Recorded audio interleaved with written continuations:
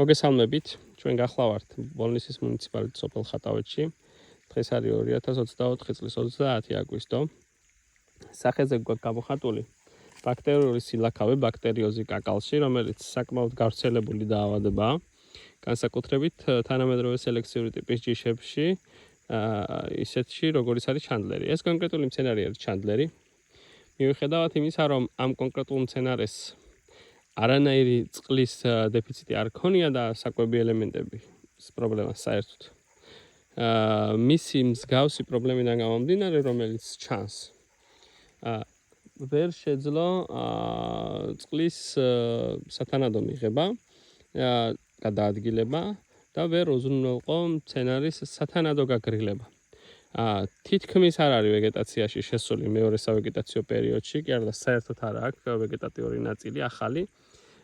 პირველ სავეგეტაციო პერიოდში, მაშინ როდესაც უკვე მცენარე მოსავალი მოქცა, აი ზრდა ხდება. დაახლოებით აი ამ პატარა მცენარეზე არის 2 კილოზე მეტი ნაყოფი და მცენარე ვეღარ უზრუნველყოფს თავისი პრობლემიდან გამომდინარე, რომ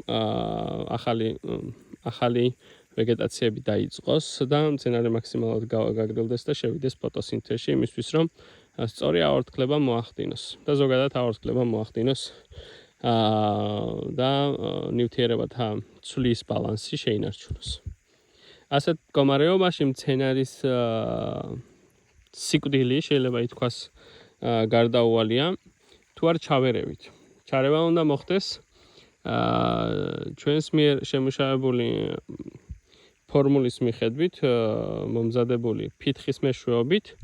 აი ამ კონკრეტულ მცენარეზე არანაირი დამატებითი ჩარევა არ მოხდება, უბრალოდ ფუნჯით დავიტანთ ფითხს. კარგად ხედავთ, რომ არანაირი ვეგეტაცია ამას არ აქვს. ფითხის შეტანის შემდგომ დაველოდებით მაქსიმუმ 3 დღე. 3 დღის შედეგებს შესაბამისი მონიტორინგის შემდგომ უკვე დამატებით დაინტერესებულ ადამიანებს მივაწვდით. ასევე მინდა გითხრათ, რომ ზოგადად ფითხის გამოყენება სასურველია ხდებოდეს ივნისის თვეში. ყველაზე ოპტიმალური არის მაისის მეორე ნახევარი, ივნისის პირველი ნახევარი. ეს პერიოდია, როდესაც განსაკუთრებით ხდება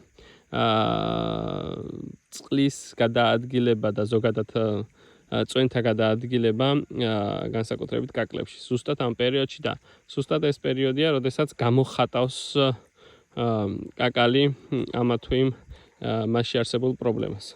შესაბამისად, თუ ჩვენ შევძლებთ, რომ მცენარე მაქსიმალურად დავიცვათ და დავიცვათ ფითხის მეშვეობით, ჩვენ გვექნება საკმაოდ კარგი შედეგი. შედეგებზეც სასაკურველია მოგაწვდით ინფორმაციას დაინტერესებულ ადამიანებს ფითხის გამოყენების შემდგომ რა შედეგებს მივახციეთ ჩვენს კონკრეტულ ბაღებში.